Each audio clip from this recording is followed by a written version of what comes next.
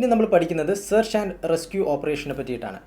അതായത് നമുക്കിപ്പം ഒരു ഡിസാസ്റ്റർ സംഭവിച്ചു. ആ സംഭവിച്ചതിന് ശേഷം നടക്കുന്ന ദുരിതാശ്വാസ പ്രവർത്തനങ്ങളുടെ ഭാഗമായിട്ട് തിരച്ചിൽ പ്രവർത്തനങ്ങളുണ്ടാവും. അതായത് ഇപ്പം ഒരു ഉരുൾപൊട്ടലാണ് ഉണ്ടായെന്ന് വിചാരിക്കുക. അങ്ങനെയാണെന്നുണ്ടെങ്കിൽ നമുക്കറിയില്ല അവിടെ ആരൊക്കെ ഉണ്ടായിരുന്നു എന്നുള്ളത്. ഒരു റഫ് കണക്കൊക്കെ നമുക്ക് ചിലപ്പോൾ ഉണ്ടാക്കാൻ പറ്റത്തുള്ളൂ. പിന്നെ ആരൊക്കെ അതിലുണ്ട് എന്നുള്ളത് ഇപ്പോൾ നെയ്ബേഴ്സ് ഉണ്ടെന്നുണ്ടെങ്കിൽ അല്ലെങ്കിൽ ആ ഒരു കമ്മ്യൂണിറ്റിയിൽ അറിയാവുന്ന ആളുകളുണ്ടെന്നുണ്ടെങ്കിൽ അവരോടെല്ലാം ചോദിച്ച് മനസ്സിലാക്കിയിട്ട് ഈ ആളുകൾക്ക് വേണ്ടിയിട്ടുള്ള റെസ്ക്യൂ നടത്തുക എന്നുള്ളതാണ്. ഇതിപ്പോൾ അറിയാവുന്ന ഒരു സ്ഥലത്താണെന്നുണ്ടെങ്കിൽ, അതല്ലാതെ അറിയാൻ വയ്യാത്തൊരു സ്ഥലത്താണെന്നുണ്ടെങ്കിൽ, അതായത് എത്ര ആളുകൾ വന്നു പോകുന്നു എന്നൊന്നും അറിയാൻ വയ്യാത്തൊരു സ്ഥലമായിരുന്നു എന്നുണ്ടെങ്കിൽ നമുക്ക് എന്ത് ചെയ്യാൻ പറ്റത്തില്ല, ആരൊക്കെയാണ് അപകടത്തിൽപ്പെട്ടതെന്നൊന്നും അറിയാൻ പറ്റത്തില്ല. So search and rescue operation എന്ന് പറയുന്നതിൻ്റെ കുറച്ച് കാര്യങ്ങൾ, അതായത് അതുമായി ബന്ധപ്പെട്ടിട്ടുള്ള കണക്കൊരു പ്രിൻസിപ്പിൾ പോലെ വേണമെങ്കിൽ നമുക്ക് പറയാൻ പറ്റുന്നതാണ്. ആദ്യത്തെ 72 hours എന്ന് പറയുന്നത് ഗോൾഡൻ അവർ ആയിട്ടാണ് കൺസിഡർ ചെയ്യുന്നത്. സോ ഗോൾഡൻ അവർ എന്ന് പറയുന്നത് എന്താണ്, ഈ ഒരു സമയത്ത് നമ്മൾ എന്താണ് ലൈഫ് സേവിങ് എഫേർട്ടുകൾ നടത്തുക എന്നുള്ളതാണ് ഈ ഒരു ഫസ്റ്റ് 72 hours എന്ന് പറയുന്നത്. അപ്പോൾ ആദ്യത്തെ 72 മണിക്കൂറിനുള്ളിൽ നമ്മൾ എന്ത് ചെയ്യുക, ആളുകളെ കണ്ടെത്തി അവരുടെ ജീവൻ രക്ഷിക്കുക എന്ന് പറയുന്ന ഒരു പ്രവൃത്തി നടക്കുന്നുണ്ട്. അപ്പോൾ 72 hours എന്ന് ചോദിക്കുമ്പം അത്രയുമൊക്കെ ഉണ്ടോ എന്നുള്ളൊരു സംശയം വേറെ വരാനുണ്ട്. അതിൻ്റെയും ഒരു കണക്ക് നമ്മൾ പറയുന്നുണ്ട്. ആ ഒരു ആദ്യത്തെ 6 hours വരെയൊക്കെ ആയിരിക്കും എന്തെന്ന് പറയുന്നത് കൂടുതലും നമുക്ക് ആളുകളെ രക്ഷപ്പെടുത്താൻ സാധിക്കുന്നത്. ഈ 72 hours ശേഷം പിന്നെ എന്താണ് റിലീഫ് എഫേർട്സ് എന്ന് പറയുന്നത്, നമ്മൾ ഈ രക്ഷപ്പെടുത്തിയവർക്കുള്ള ഷെൽറ്ററും ഫുഡ്, വാട്ടർ, മെഡിക്കൽ ഹെൽപ്പ് അങ്ങനെ തുടങ്ങിയിട്ടുള്ള കാര്യങ്ങളിലേക്ക് മാറും. അപ്പോൾ ആദ്യം എന്താണ് നമ്മൾ ക്രിട്ടിക്കൽ സർവൈവേഴ്സ് ആരെങ്കിലും ഉണ്ടോ എന്നുള്ളത്, ഓക്കെ, അവരെ നമ്മൾ കണ്ടെത്തുന്ന ഒരു ടൈം പീരീഡ് ഉണ്ട്. അതിനെയാണ് നമ്മൾ ഫസ്റ്റ് 72 hours ഗോൾഡൻ അവേഴ്സ് എന്നൊക്കെ വിളിക്കാറുണ്ട്, അല്ലെങ്കിൽ ഗോൾഡൻ പീരീഡ് എന്നൊക്കെ വിളിക്കാറുണ്ട്. സോ എന്താണ് സെർച്ച് ആൻഡ് റെസ്ക്യൂ ഓപ്പറേഷൻ എന്ന്? It is a process of identifying the location of disaster victims. അതായത് ഡിസാസ്റ്റർ വിക്ടിംസിൻ്റെ അവരെവിടെയാണ് കുടുങ്ങിക്കിടക്കുന്നത്, അങ്ങനെ തുടങ്ങിയിട്ടുള്ള കാര്യങ്ങൾ. So they may be isolated, trapped and bringing them to safety for medical attention. അതായത് ഈ അപകടമുണ്ടായി അതിനടിയിൽ കുടുങ്ങിക്കിടക്കുന്ന ആളുകളെ രക്ഷപ്പെടുത്തുകയും അവരെ നമ്മൾ സേഫ്റ്റി ഷെൽട്ടറിലേക്കോ മെഡിക്കൽ കെയറിലേക്കോ മാറ്റുകയും ചെയ്യുന്ന പ്രവൃത്തിയാണ് എന്തെന്ന് പറയുന്നത് സെർച്ച് ആൻഡ് റെസ്ക്യൂ ഓപ്പറേഷൻ എന്ന് പറയുന്നത്. അപ്പോൾ അതിൻ്റെ എക്സാമ്പിൾ പറയുകയാണെന്നുണ്ടെങ്കിൽ, ഇപ്പോൾ ഒരു ട്രോപ്പിക്കൽ സ്റ്റോമോ ഒരു ഫ്ലഡോ ഉണ്ടാവുകയാണെന്നുണ്ടെങ്കിൽ എന്താണ് നമ്മൾ സെർച്ച് ആൻഡ് റെസ്ക്യൂ ഓപ്പറേഷനിൽ ചെയ്യുക എന്നുള്ളതാണ്. So SAR usually includes locating stranded flood victims. പക്ഷെ വെള്ളപ്പൊക്കം ഉണ്ടായതല്ലേ, അപ്പോൾ ഒറ്റപ്പെട്ട ഉയർന്ന സ്ഥലങ്ങളിലേക്കൊക്കെ കയറി നിൽക്കാനുള്ള സാധ്യതയുണ്ട് എല്ലാവരും, അല്ലെങ്കിൽ ആരെങ്കിലുമൊക്കെ ആയിട്ട്. ഇപ്പം മനുഷ്യൻ തന്നെ ആയിക്കൊള്ളണമെന്നില്ല, മറ്റ് ജീവജാലങ്ങളും ആവാം അതിൽ. അപ്പോൾ അവിടെയുള്ള ഏറ്റവും ഉയർന്ന ബിൽഡിങ്ങിൻ്റെ മുകളിലേക്കും ഒക്കെ പോകും. അപ്പോൾ നമ്മൾ ഹെലികോപ്റ്റർ ഉപയോഗിച്ചുകൊണ്ട് അവിടെ ചെല്ലുന്നു, അല്ലെന്നുണ്ടെങ്കിൽ ഇപ്പം ബോട്ട് ഉപയോഗിച്ചുകൊണ്ടാണെങ്കിലും അവിടെ ചെല്ലുന്നു, വീടുകളിലാണെങ്കിലും മുകളിലത്തെ നിലയിലുള്ള. അപ്പോൾ ഈ ഫ്ലഡിൻ്റെ കാര്യം ഇനിയിപ്പോൾ നമുക്ക് കൂടുതൽ പറഞ്ഞ് മനസ്സിലാക്കി തരേണ്ട കാര്യമൊന്നുമില്ല, നമ്മൾ കണ്ടിട്ടുള്ളതാണ്. So who may be threatened by rising water either bringing them to safety or providing them with food and first aid until they have been evacuated and return to their homes. അപ്പോൾ ആദ്യം നമ്മൾ ഒന്നുകിൽ അവരെ അവിടെ ചെന്ന് collect ചെയ്ത് എടുത്തുകൊണ്ട് പോകുക എന്ന് പറയുന്ന ഒരു പ്രവൃത്തി. അതല്ല അങ്ങനെ ചെല്ലാൻ പറ്റാത്തടത്താണെന്നുണ്ടെങ്കിൽ അവർക്ക് എങ്ങനെയെങ്കിലും ഫുഡ് എത്തിക്കുക, ബേസിക് ആയിട്ടുള്ള കാര്യങ്ങൾ, ഫുഡ്, വാട്ടർ, മറ്റു കാര്യങ്ങൾ എത്തിക്കുക എന്ന് പറയുന്നത്. ഇതൊക്കെയാണ് എന്തെന്ന് പറയുന്നത് ഒരു ഫ്ലഡ് സിറ്റുവേഷൻ വന്നു കഴിഞ്ഞാൽ ഉണ്ടാകുന്ന സെർച്ച് ആൻഡ് റെസ്ക്യൂ ഓപ്പറേഷൻ. ഇനി നമുക്കൊരു എർത്ത് ഉണ്ടാവുകയാണെന്നുണ്ടെങ്കിൽ it focuses on locating who or people who are trapped and or injured in the collapsed building. അപ്പം ഈ ബിൽഡിങ് കൊളാപ്സായി കിടക്കുന്നതിൻ്റെ അടിയിൽ ആരെങ്കിലും ഉണ്ടോ, അവർ ട്രാപ്ഡ് ആണോ, ഇൻജുവേർഡ് ആണോ, അങ്ങനെ തുടങ്ങിയിട്ടുള്ള കാര്യങ്ങളാണ് നമ്മൾ എർത്ത്ക്വേക്കിൻ്റെ കേസിൽ ചെയ്യുന്നത്. അപ്പം ഓരോ ഡിസാസ്റ്ററിൻ്റെ അനുസരിച്ചുകൊണ്ട് നമ്മൾ സെർച്ച് ആൻഡ് റെസ്ക്യൂ ഓപ്പറേഷൻസ് മാറുന്നു എന്നുള്ളതാണ് ഒരു എക്സാമ്പിളിലൂടെ പറഞ്ഞിട്ടുണ്ടെന്നുള്ളതാണ്. ഇനി മുമ്പ് പറഞ്ഞതുപോലെ half of those rescued in the first 6 hours. അതൊരു എസ്റ്റിമേറ്റഡ് കണക്കാണ് അതെന്ന് പറയുന്നത്. അതായത് നമ്മൾ ഇപ്പം ഈ പറയുന്ന ഡിസാസ്റ്റർ ഉണ്ടായി അടിയിൽ അകപ്പെട്ടു പോയി കിടക്കുന്ന, അല്ലെങ്കിൽ അതിൽ ഇൻവോൾവായി കിടക്കുന്ന ആളുകളുണ്ടാവും. ആ ആളുകളിൽ സർവൈവേഴ്സ് എന്ന് നമ്മൾ പറയുന്ന ആ ആളുകളിലെ ഹാഫ് പീപ്പിളിനെ നമ്മൾ ആദ്യത്തെ 6 മണിക്കൂറിനുള്ളിലാണ് രക്ഷപ്പെടുത്തുന്നത്. അല്ലെന്നുണ്ടെങ്കിൽ 50% ആളുകൾക്കാണ് എന്തെന്ന് പറയുന്നത് 6 മണിക്കൂറിന് പുറത്ത് ഇവരിതിൻ്റെ അടിയിൽ അകപ്പെട്ട് കിടക്കുകയാണെന്നുണ്ടെങ്കിൽ സർവൈവിങ് ചാൻസ് കുറവാണ് എന്നുള്ളതാണ്. അപ്പോൾ നമുക്കൊരു കണക്ക് പറയുന്നത് എന്താണ്, ആദ്യത്തെ 6 മണിക്കൂറിനുള്ളിൽ നമുക്ക് പകുതി ആളുകളെ രക്ഷിക്കാൻ സാധിക്കത്തുള്ളൂ എന്നുള്ളതാണ്. അതിന് ബിയോണ്ട് പോയി കഴിഞ്ഞാൽ സർവൈവൽ റേറ്റ് കുറയുന്നു എന്നുള്ളതാണ്. സോ ഈ ഒരു ടെക്നിക്കലായിട്ടുള്ള ടീം എത്തുന്നു, അതിന് വേണ്ട ആളുകൾ എത്തുന്നു, ട്രെയിൻഡ് പീപ്പിൾ എത്തുന്നു എന്നുള്ളതൊക്കെ എന്ന് പറയുന്നത് നമ്മുടെ സിസ്റ്റത്തിൻ്റെ ഭാഗമാണെന്നുണ്ടെങ്കിലും ഏറ്റവും ഇനിഷ്യൽ റെസ്പോൺസ് കൊടുക്കുന്ന ഇൻസിഡൻറ്റ് റെസ്പോണ്ടേഴ്സ് എന്ന് പറയുന്നത് നമ്മുടെ ലോക്കൽ കമ്മ്യൂണിറ്റി പീപ്പിളാണ് എന്തെന്ന് പറയുന്നത് ഈ സെർച്ച് ആൻഡ് റെസ്ക്യൂ ഓപ്പറേഷനിൽ ഏറ്റവും എന്തെന്ന് പറയുന്നത് സിഗ്നിഫിക്കൻ്റ് ആയിട്ടുള്ള ക്ലാസ് ഓഫ് ആളുകൾ എന്ന് പറയുന്നത്. ഇനി phases of search and rescue operation. ഒരു സെർച്ച് ആൻഡ് റെസ്ക്യൂ ഓപ്പറേഷൻ നടത്തുന്നതിന് എത്ര ഫേസുകളിലൂടെയാണ് അത് കടന്നു പോകുന്നത് എന്നുള്ളത്. SAR is carried out for different categories of affected people depending upon the complexities of the process involve. ഈ search and rescue operation carry out ചെയ്യുന്നത് പല പല കാറ്റഗറിയിലുള്ള ആളുകൾക്ക് വേണ്ടിയിട്ടായിരിക്കും. കുട്ടികൾക്ക് വേണ്ടിയിട്ട് തെരച്ചിൽ നടത്തുന്നുണ്ടാവും, അതേപോലെ പ്രായമുള്ള ആളുകൾക്ക് വേണ്ടിയിട്ടുള്ള തെരച്ചിൽ നടത്തുന്നുണ്ടാവും. പിന്നെ അതിൻ്റെ പ്രോസസ്സ് എങ്ങനെയാണെന്നുള്ളത് ഡിഫിക്കൽട്ടാണോ അതിൻ്റെ അടിസ്ഥാനത്തിൽ ആളുകൾ മാറുന്നുണ്ടാവും ഈ SAR ഓപ്പറേഷൻസ് നടത്തുന്നതിൻ്റെ. സോ ഏതൊക്കെ ഫേസിലൂടെയാണ് അത് കടന്നു പോകുന്നതെന്ന് നമുക്കൊന്ന് നോക്കാം. ദ ഇമ്മീഡിയറ്റ് സ്റ്റേജ്, അതായത് ഏറ്റവും ആദ്യമുള്ള സ്റ്റേജ് എന്ന് പറയുന്നത് searching and rescuing people with injuries, അതായത് ഇഞ്ചുവേർഡ് ആയിട്ടുള്ള ആളുകളുണ്ടെന്നുണ്ടെങ്കിൽ അവരെ റെസ്ക്യൂ ചെയ്യുക എന്നുള്ളതാണ്. അപ്പം നമ്മളിപ്പം ഫസ്റ്റ് റെസ്പോൺസ് ചെയ്യുന്നു എന്നതിൻ്റെ പേരിൽ സെർച്ചിനായിട്ട് നിൽക്കുമ്പോൾ അവിടെ എന്താണ് ഇഞ്ചുവേർഡ് ആയിട്ടുള്ള ആളുകളുണ്ടാകും, അവരെ എന്ത് ചെയ്യും, ട്രാപ്പ് ചെയ്ത് കിടക്കുന്ന ആളുകളുണ്ടാകും, അവരെ എന്ത് ചെയ്യും, നമ്മൾ അഫക്റ്റഡ് ഏരിയയിൽ നിന്നും ആദ്യമേ തന്നെ എന്ത് ചെയ്യുക, നമുക്ക് ആ ഒരു ഇനിഷ്യൽ നമ്മൾ ചെന്ന് നോക്കുമ്പോൾ തന്നെ നമുക്ക് കിട്ടുമല്ലോ അങ്ങനെയുള്ള ആളുകൾ, ആ രീതിയിൽ ഫസ്റ്റ് എന്ത് ചെയ്യുക, ഒരു ഇമ്മീഡിയറ്റ് സ്റ്റേജിൽ നമ്മൾ സെർച്ച് ആൻഡ് റെസ്ക്യൂ നടത്തുന്നു. സെക്കൻഡ് സ്റ്റേജ് എന്ന് പറഞ്ഞു കഴിഞ്ഞാൽ എന്താണ്, it is for those people whom we are able to contact but unable to reach. അതായത് ഇപ്പോൾ ഒരു കെട്ടിടത്തിൻ്റെ അവശിഷ്ടത്തിൻ്റെ അടിയിൽ കുടുങ്ങിക്കിടക്കുകയാണ് എന്നുണ്ടെങ്കിൽ നമുക്ക് അവരുടെ സൗണ്ട് ഉണ്ടാവും, അല്ലെങ്കിൽ നമുക്ക് ദൂരെ നിന്ന് എന്തെങ്കിലുമൊക്കെ കാണാനും ഒക്കെ പറ്റും. പക്ഷേ നമുക്ക് എന്താണ് അവിടെ ചെന്ന് റീച്ച് ചെയ്ത് അവരെ എടുക്കാൻ പറ്റത്തില്ല, ഒരുപാട് തടസ്സങ്ങളുണ്ടാവും. അതാണ് നമ്മുടെ സെക്കൻഡ് സ്റ്റേജ്. അപ്പോൾ ആദ്യത്തെ സ്റ്റേജിൽ നേരെ കാണുന്നു, അവരെ എടുക്കാൻ പറ്റുന്നവരെല്ലാം എടുക്കുന്നു, റെസ്ക്യൂ ചെയ്യുന്നു എന്നുള്ളത്. സെക്കൻഡ് സ്റ്റേജ് നമുക്ക് അവരുണ്ട് എന്നറിയാൻ പറ്റി, പക്ഷേ എന്താണ് അവിടെ ചെന്ന് സഹായിക്കാൻ പറ്റുന്നില്ല. So these are people who may be trapped under the heaps of the rubble from a collapsed building, അങ്ങനെ തുടങ്ങിയിട്ടുള്ള കാര്യങ്ങൾ നമ്മൾ പറഞ്ഞിട്ടുള്ളതായിരുന്നു. Then the third stage includes searching who are those in areas where survivors are likely to be trapped generally. These are called likely survival points. അതായത് ഇപ്പോൾ നമ്മൾ search and rescue നടത്തുന്ന സമയത്ത് നമുക്കറിയത്തില്ലല്ലോ എവിടേക്ക് ആരൊക്കെയാണ് ഉള്ളതെന്നുള്ളത്. നമ്മളൊരു അഫക്റ്റഡ് ഏരിയയിൽ മൊത്തത്തിൽ നമ്മൾ നോക്കുമ്പോൾ ഒരു ഉദ്ദേശ കണക്ക് പ്രകാരം നമ്മൾ എന്ത് ചെയ്യുകയാണ്, സെർച്ച് നടത്തുകയാണ് ചെയ്യുന്നത്. അപ്പം ഇപ്പോൾ ഫോർ എക്സാമ്പിൾ പറയുകയാണെന്നുണ്ടെങ്കിൽ ആദ്യത്തെ കേസിൽ നമ്മൾ ചെല്ലുന്നു, ആളുകളെ കാണുന്നവരെ രക്ഷപ്പെടുത്തുന്നു. രണ്ടാമത്തെ കേസിൽ നമ്മൾ സൗണ്ടോ മറ്റ് തെളിവുകളോ അങ്ങനെ എന്തെങ്കിലും നമുക്ക് അറിയാവുന്നൊരു രീതിയിൽ ചെന്നിട്ട് അവരെ കാണുന്നു, അവരെ എടുക്കാനുള്ള ശ്രമം നടത്തുന്നു എന്നുള്ളത്. മൂന്നാമത്തേന്ന് പറയുന്നത് ഒരു വീട് നിന്ന സ്ഥലമായിരുന്നു ഇതെന്നുള്ളത് ചുറ്റുപാട് നിന്ന് നമുക്കറിയാം. അപ്പം നമ്മളെന്താണ് അവിടെ ഡിഗ് ചെയ്ത് നോക്കുകയാണ് ചെയ്യുന്നത്. അതായത് അവിടെ ട്രാപ്പ് ചെയ്യപ്പെടാനുള്ള സാഹചര്യം ഉണ്ട് എന്ന് മനസ്സിലാക്കിക്കൊണ്ട് നമ്മൾ ട്രൈ ചെയ്ത് നോക്കുകയാണ് ചെയ്യുന്നത്. ആൻഡ് ദ ലാസ്റ്റ് സ്റ്റേജ് എന്ന് പറഞ്ഞു കഴിഞ്ഞാൽ എന്താ, stage in which the debris leading to the likely survival points are cleared. അതായത് നമ്മളിപ്പോൾ സർവൈവൽ പോയിന്റുകളെ പറ്റിയിട്ട് പറഞ്ഞല്ലോ. അപ്പോൾ ഈ സർവൈവൽ പോയിന്റുകൾ ഏതൊക്കെയാണെന്ന് നമുക്ക് മനസ്സിലാക്കാൻ പറ്റിയാൽ അവിടേക്ക് ചെന്നെത്തിപ്പെടുന്നതിന് തടസ്സങ്ങളുണ്ടാകും. കാരണം എന്താണ്, ഈ പറയുന്ന ബിൽഡിങ്ങിൻ്റെയും മറ്റ് അവശിഷ്ടങ്ങളും ഒക്കെ ആയിട്ട് കിടക്കുകയായിരിക്കും. അപ്പോൾ ആ ഏരിയാസ് എല്ലാം എന്ത് ചെയ്യുക, അത് ക്ലിയർ ചെയ്തുകൊണ്ട് സർവൈവൽ പോയിന്റിലേക്ക് എത്തിപ്പെടാൻ പറ്റുക എന്നുള്ളതാണ് എന്തെന്ന് പറയുന്നത് ലാസ്റ്റ് സ്റ്റേജ് എന്ന് പറയുന്നത്. ഇനി നമുക്കൊരു ചെറിയ കാര്യം കൂടെ നോക്കാനുണ്ട്, ഒരു ചെറിയൊരു topic, light search and rescue എന്ന് പറയുന്നത്. അപ്പോൾ റെസ്ക്യൂവിനെ പറ്റിയിട്ടൊക്കെ പറയുമ്പം പറയാൻ പറ്റുന്നൊരു കാര്യമാണ്. അതായത് വലിയ രീതിയിലുള്ള രക്ഷാപ്രവർത്തനവും തിരച്ചിലും ഒന്നും അല്ല ഇവിടെ വരുന്നത്. ലൈറ്റ് സെർച്ച് ആൻഡ് റെസ്ക്യൂ എന്ന് പറയുന്ന ചെറിയ തോതിലുള്ള കാര്യത്തെ പറ്റിയിട്ടാണ് പറയുന്നത്. അതായത് ഏറ്റവും പ്രൈമറി സ്റ്റേജിലായിട്ടൊക്കെ ആദ്യത്തെ സ്റ്റേജിലായിട്ട് നമ്മൾ ചെയ്യുന്ന ഒരു കാര്യമാണ്. അപ്പം ഈ ആളുകൾക്ക് ചെറിയ പരിക്കുകളോട് കൂടിയിട്ടൊക്കെ ഉള്ള ആളുകൾ, അല്ലെങ്കിൽ വലിയ ഡാമേജസ് ഒന്നും ഇല്ലാത്ത ബിൽഡിങ്ങിൽ നിന്നൊക്കെയുള്ള ആളുകൾ, അതല്ലെങ്കിൽ പരിക്കുകളൊന്നും കാണണമെന്നില്ല, പക്ഷേ അവർക്ക് അസിസ്റ്റൻറ്റ് വേണമായിരിക്കും, നമുക്കൊരു അസിസ്റ്റൻസ് കൊടുക്കേണ്ട സാഹചര്യം ഉണ്ടായിരിക്കും. അപ്പോൾ അങ്ങനെയുള്ളവർക്ക് അവിടെ നിന്ന് രക്ഷപ്പെടാനൊക്കെ ഉള്ളൊരു സഹായമാണ് നമ്മൾ ചെയ്യുന്നത്.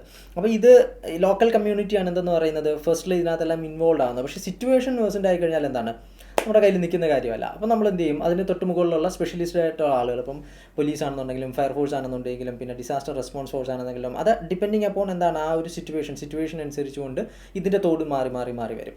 അപ്പം ഇതെന്ന് പറയുന്നത് ഏറ്റവും പ്രൈമറി സ്റ്റേജിൽ നമ്മൾ പ്രൊവൈഡ് ചെയ്യുന്ന സെർച്ച് ആൻഡ് റെസ്ക്യൂ ഓപ്പറേഷൻ നമ്മൾ എന്തെന്ന് വിളിക്കുന്നുണ്ടാവും, light search and rescue operation എന്നായിരിക്കും വിളിക്കുന്നത്. ഡിസാസ്റ്റർ റെസ്പോൺസ് ഫേസിൽ നമ്മൾ പഠിക്കുന്ന ഡിസാസ്റ്റർ റെസ്പോൺസ് എന്ന് പറയുന്ന ആ ടോപ്പിക്കിൻ്റെ അണ്ടറിൽ കൊടുത്തിട്ടുള്ള നെക്സ്റ്റ് ഒരു ഭാഗമാണ് ഇൻസിഡൻറ്റ് റെസ്പോൺസ് സിസ്റ്റം എന്ന് പറയുന്നത്. അപ്പോൾ ഇവിടെ കൊടുത്തിട്ടുള്ള ഹെഡിങ് ഇൻസിഡൻറ്റ് കമാൻഡ് സിസ്റ്റം എന്ന് പറഞ്ഞിട്ടുള്ളതാണ്. പക്ഷേ നമ്മുടെ സിലബസിലുള്ളത് ഇൻസിഡൻറ്റ് റെസ്പോൺസ് സിസ്റ്റമാണ്. നമുക്ക് നോക്കാം എന്തുകൊണ്ടാണ് ഇങ്ങനെ കൊടുത്തിട്ടുള്ളത്, എന്താണ് വ്യത്യാസം എന്നൊക്കെ ഉള്ളത്. First of all incident command system എന്തുവാണെന്ന് പറയാം, എന്നിട്ട് അതിൽ നിന്ന് നമുക്ക് ഗ്രാജുവലി IRSലേക്ക് പോവാം.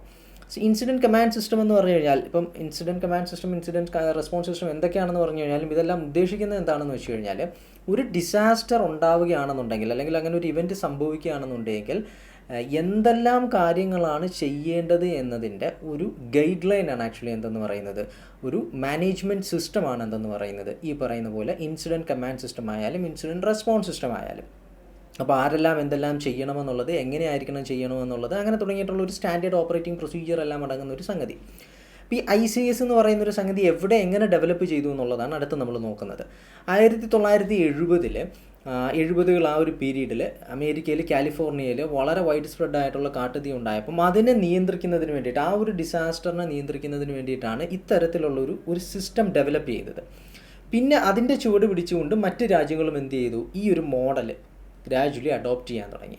അങ്ങനെ Australia, Canada, New Zealand, Sri Lanka, Thailand അങ്ങനെ തുടങ്ങിയിട്ട് പിന്നെ ഇന്ത്യയിലേക്കും ഇന്ത്യയും എന്ത് ചെയ്തു, ഒരു ഡിസാസ്റ്റർ എന്ന് പറയുന്ന ഒരു കാര്യത്തെ കാര്യമായിട്ട് മാനേജ് ചെയ്യുന്നതിന് വേണ്ടിയിട്ട് ഈ പറയുന്ന ഇൻസിഡൻറ്റ് കമാൻഡ് സിസ്റ്റം അഡോപ്റ്റ് ചെയ്യാൻ തീരുമാനിച്ചു. 2003 ഇന്ത്യൻ ഗവൺമെൻറ് ഈ പറയുന്ന ഇൻസിഡൻറ്റ് കമാൻഡ് സിസ്റ്റം എന്ന് പറയുന്നതിനെ അഡോപ്റ്റ് ചെയ്യാൻ തീരുമാനിച്ചു in collaboration with United States agency four international development and forest service. അവരുടെ കൊളാബുമായിട്ട് ചേർന്നുകൊണ്ടാണ് എന്ത് ചെയ്തത്, ഈ പറയുന്ന രീതിയിലുള്ള ഇൻസിഡൻറ്റ് കമാൻഡ് സിസ്റ്റം ഇന്ത്യയിലേക്ക് അഡോപ്റ്റ് ചെയ്യാൻ തീരുമാനിച്ചത്. പക്ഷേ അന്നേരവും ഈ ഇൻസിഡൻറ്റ് കമാൻഡ് സിസ്റ്റം എന്ന് പറയുന്നത് അമേരിക്ക ഡെവലപ്പ് ചെയ്തിട്ടുള്ള ഒരു കാര്യമാണ്. അതുകൊണ്ട് തന്നെ അത് അവരുടെ രീതിയിലുള്ളൊരു കാര്യമാണ്. അപ്പോൾ അതിനെ നമ്മൾ അഡോപ്റ്റ് ചെയ്യുമ്പോൾ നമ്മൾ ഇന്ത്യയുടെ വെർഷൻ, അതായത് ഇപ്പോൾ ഇന്ത്യയുടെ നാഷണൽ ഡിസാസ്റ്റർ മാനേജ്മെൻറ്റ് ആക്ടിൻ്റെ അണ്ടറിൽ, ആ ഒരു മാൻഡേറ്റിൻ്റെ അണ്ടറിൽ ഇന്ത്യൻ ഫോമിലായിട്ടായിരിക്കണം അത് അഡോപ്റ്റ് ചെയ്യേണ്ടത്. സോ അതുകൊണ്ട് തന്നെ ഒരു പുതിയ സെറ്റ് ഓഫ് ഗൈഡ് ലൈൻസ് ഒക്കെ ആയിട്ടാണ് ഇത് അഡോപ്റ്റ് ചെയ്തത്. ആൻഡ് ഇതിനെ റീനെയിം ചെയ്തുകൊണ്ട് national disaster management guide lines എന്ന ഇൻസിഡൻറ്റ് റെസ്പോൺസ് സിസ്റ്റം എന്ന പേരിൽ റീനെയിം ചെയ്യുകയാണ് ഉണ്ടായത്. സോ ഇൻസിഡൻറ്റ് കമാൻഡ് സിസ്റ്റം പോലെ തന്നെയാണ്, പക്ഷേ അത് ഇന്ത്യൻ വെർഷൻ ആയപ്പോൾ അത് ഇൻസിഡൻറ്റ് റെസ്പോൺസ് സിസ്റ്റമായിട്ട് മാറുകയാണ് ചെയ്തത്. സോ ഇൻസിഡൻറ്റ് റെസ്പോൺസ് സിസ്റ്റം നമ്മളതാണ് ഇനി പഠിക്കുന്നത്. എന്താണ് ഇൻസിഡൻറ്റ് റെസ്പോൺസ് സിസ്റ്റം എന്ന്? അപ്പം മീനിങ് വൈസ് ഇതെല്ലാം സെയിം തന്നെയാണ്. ഇൻസിഡൻറ്റ് റെസ്പോൺസ് സിസ്റ്റവും ഇൻസിഡൻറ്റ് കമാൻഡ് സിസ്റ്റവും ഒക്കെ സെയിം തന്നെയാണ്. സോ ഇന്ത്യയിലെ ഡിസാസ്റ്റർ റെസ്പോൺസ് മെക്കാനിസം വർക്ക് ചെയ്യുന്നത് ഇന്ത്യൻ ഇൻസിഡൻറ്റ് റെസ്പോൺസ് സിസ്റ്റത്തിനെ ബേസ് ചെയ്തുകൊണ്ടാണ്. ഇപ്പോൾ ഇന്ത്യയിലെ ഈ ഡിസാസ്റ്റർ ഉണ്ടായിക്കഴിഞ്ഞാൽ അതിൻ്റെ റെസ്പോൺസ് ആക്ടിവിറ്റീസ് മൊത്തം വർക്ക് ചെയ്യുന്നതെന്ന് പറയുന്നത് ഈ പറയുന്ന സെറ്റ് ഓഫ് ഗൈഡ് ലൈൻസ് ഉപയോഗിച്ചുകൊണ്ടാണ്. അതിൻ്റെ പേരാണ് ഇൻസിഡൻറ്റ് റെസ്പോൺസ് സിസ്റ്റം എന്ന് പറയുന്നത്. So they are set of guide lines that provide direction and guidance to the central ministries, state government, state and district administration for effective and well coordinated response.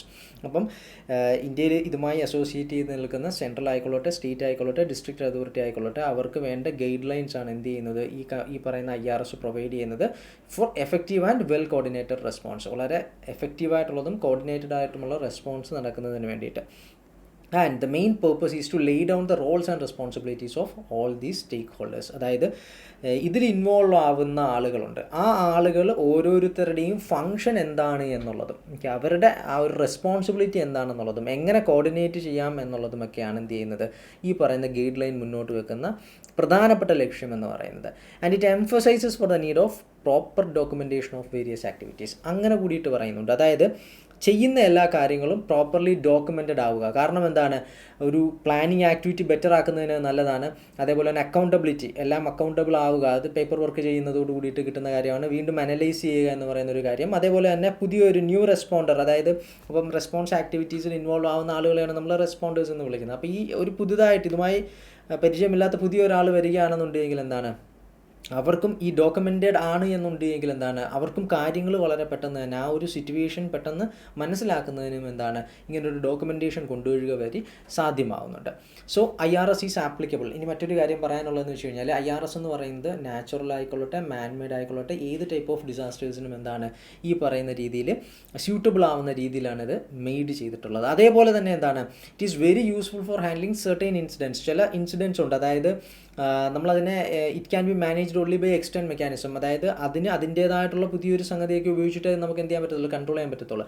അത്തരം കാര്യങ്ങൾക്കും ഈ പറയുന്ന ഈ IRS methodology equally useful ആണ് എന്നുള്ളതാണ്. അത് ഏതൊക്കെയാണ് ആ കാര്യമെന്ന് ചോദിച്ചു കഴിഞ്ഞാൽ, ഇപ്പം ടെററിസ്റ്റ് ആക്ടിവിറ്റീസ്, ഇൻസർജൻറ്റ് ആക്ടിവിറ്റീസ് ഉണ്ടെങ്കിൽ അത്, ഇപ്പം കെമിക്കൽ, ബയോളജിക്കൽ ഹസാർഡ്, അങ്ങനത്തെ ഡിസാസ്റ്ററുകൾ ഉണ്ടെങ്കിൽ, വലിയ പരിചയമില്ലാത്ത കാര്യങ്ങൾ, then mine disaster, port, hardware emergencies, forest fire, oil field fires, oil spill, അങ്ങനെ തുടങ്ങിയിട്ട് പിന്നെ ലോ ആൻഡ് ഓർഡർ സിറ്റുവേഷൻസ് വരുന്ന ഇത്തരം കാര്യങ്ങളും ഈ പറയുന്ന IRS ഇൻകോർപ്പറേറ്റ് ചെയ്യാൻ പറ്റും എന്നുള്ളതാണ്. ഇനി മറ്റൊരു കാര്യം, it incorporates all the task that may be performed during disaster management irrespective of their level of complexity.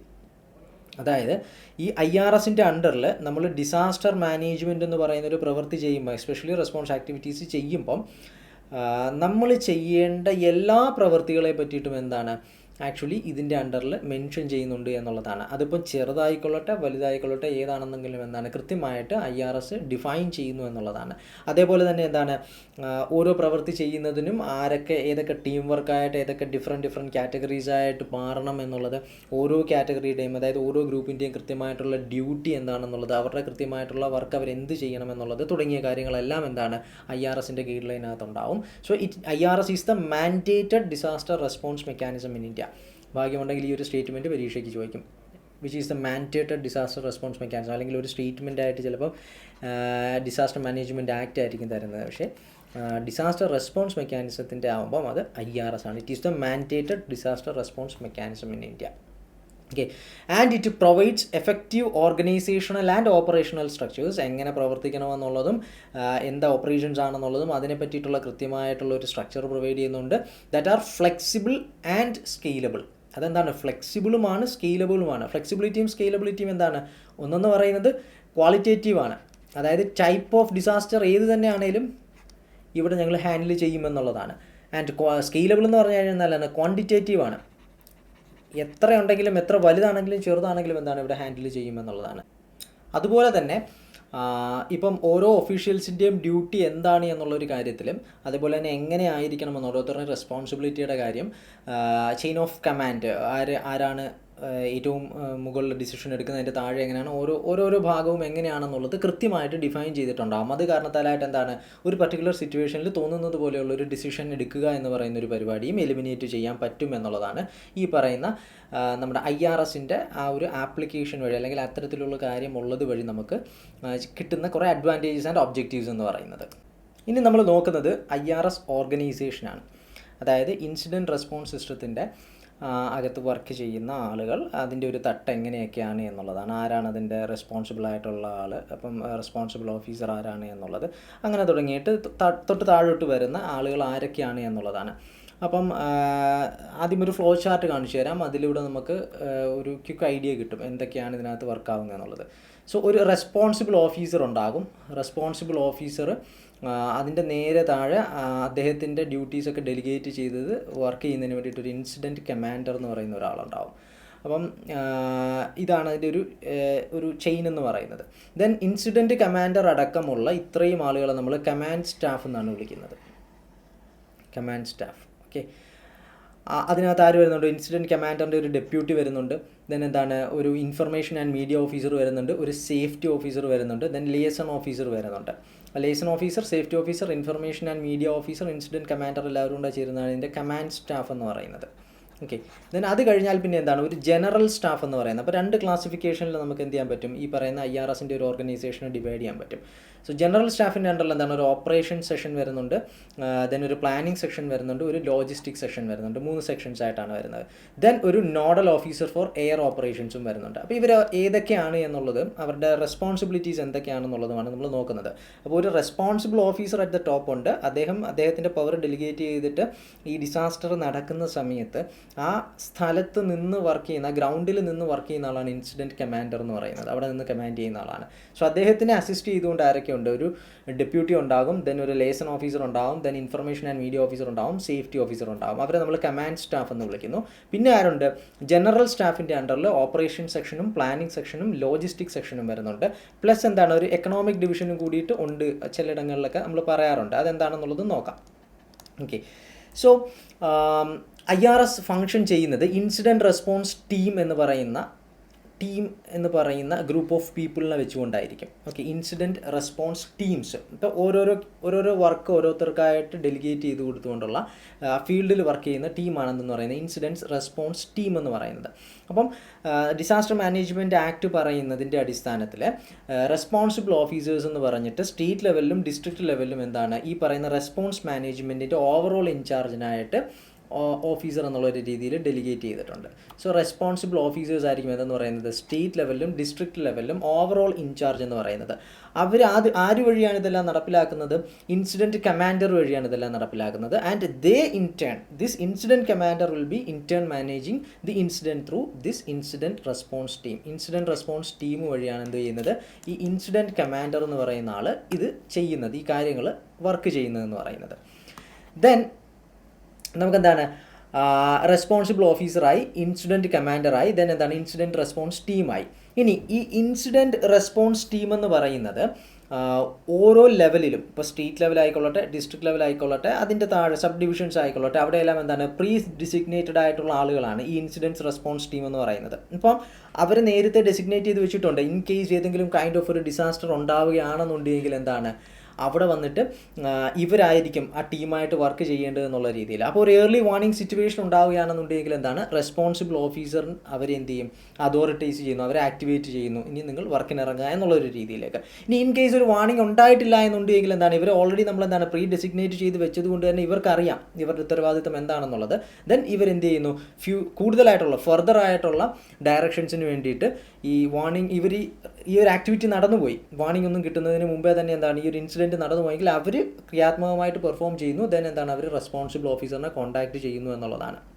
Then a nodal officer has to be designated for proper coordination between district, state and national level in activating air support for response. അപ്പോൾ നമ്മളൊരു nodal ഓഫീസറിൻ്റെ കാര്യം പറഞ്ഞില്ലേ, അപ്പം central ലെവലിലും state ലെവലിലും district ലെവലിലും ഇടയിലുള്ള ഗവൺമെൻറ്റിൻ്റെ ഇടയിൽ ഒരു coordination ആയിട്ട് വേണ്ടിയിട്ട് വർക്ക് ചെയ്യുന്ന ആളാണ് എന്തെന്ന് പറയുന്നത് ഈ nodal officer, especially for air support ലഭിക്കുന്നതിന് വേണ്ടിയിട്ട് ഉള്ള അത്തരം കാര്യങ്ങൾ നോക്കുന്നതിന് വേണ്ടിയിട്ടുള്ള ഈ പറയുന്ന 3 ലെവൽ ഓഫ് ഗവൺമെൻറ്റിൻ്റെ ഇടയിലും കോർഡിനേഷന് വേണ്ടിയിട്ട് പ്രവർത്തിക്കുന്ന ആളിനെയാണ് നമ്മൾ എന്തെന്ന് വിളിക്കുന്നത്, നോഡൽ ഓഫീസർ എന്ന രീതിയിൽ വിളിക്കുന്നത്.